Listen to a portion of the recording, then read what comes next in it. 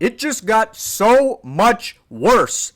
Grizzlies fans fearing that Ja Morant is going to have to miss Game 4 and likely, therefore, the rest of the season. He will be missing Game 4 due to that hip injury. It's exactly what we all feared. Ja Morant going down hard by an undercut by Lou Dort when the Grizzlies were up 27, as much as 29 for the night. And you could see the energy shift in the building. The offense going back to its old ways in games 1 and 2. Not as fast, not as efficient. And it ended up costing them. Give credit to Oklahoma City for the 29-point comeback, the second largest in NBA playoff history. But for the Memphis Grizzlies, Ja Morant will be out, and Lou Dort will still be able to play. He was not ejected from the game, no fines, no suspensions whatsoever. Lou Dort will get to play, but unfortunately not Ja Morant. But what's going on, everybody? Jared Altor for another episode of Grizzlies Digest, breaking down the latest Grizzly news, injury updates, and unfortunately this is a big injury update. But if you want any more of these injury updates or game breakdowns or news or rumors or so much more, you can hit that subscribe button. You have my permission to do that. But now going into the content. Not playing on the second night of a back. Excuse me about that. There we go. There's a report. Ja Morant will miss Game 4 against Oklahoma City due to a hip injury. That's per Shams of ESPN. The Grizzlies lost a 27-point lead in Game 3 after Morant went down with that injury. And like I said, as much as a 29-point lead. That was Memphis' biggest lead of the night. But for Morant, he was holding the fort down. The offense looked so much better. It looked so much faster than it did in games 1 and 2. A lot of the announcers in games 1 and 2 talking about how Memphis was running slow, giving OKC time to get their matchups straightened up. But in game 3, before Ja gets hurt, it looked like a completely different offense, the building alive. And then once he goes down, the offense slow, inefficient, the crowd just not as pumped as they once were in the first half. And give credit to OKC. They came back from 29 points, the second largest comeback in NBA playoff history. 29 points. And if you want to look at the replay again, if you haven't seen it yet, there's Scottie Pippen Jr. behind Morant, and he falls down hard as he was undercut by Dort, and Dort was not thrown out of the game. Morant stayed on the floor for a couple minutes before being helped out by coaches, teammates, and trainers. As for Dort, he swears that he didn't do anything wrong.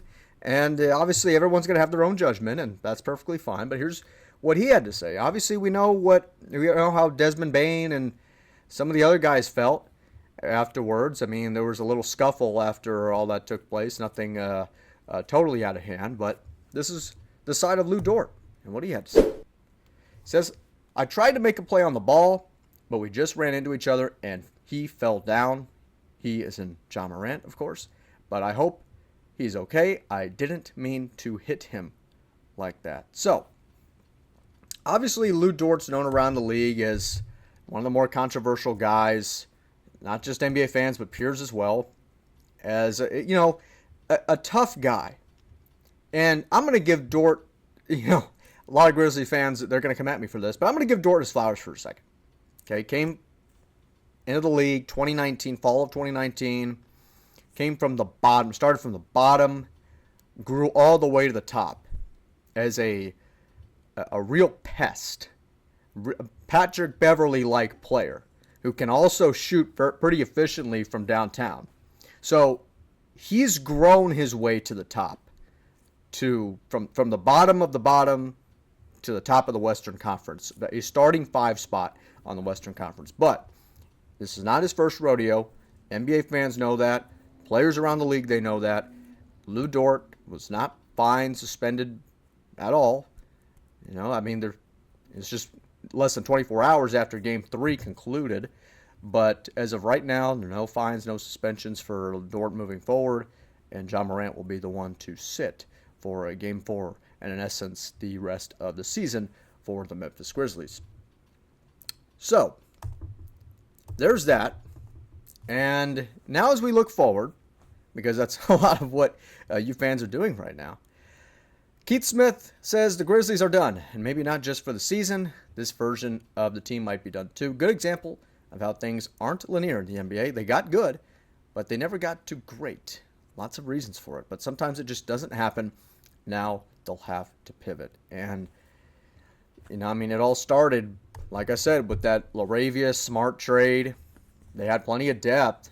And, want to give credit to Gigi Jackson and Lamar Stevens and even Cam Spencer. Guys like that. They've had pretty solid games whenever they've gotten their chance.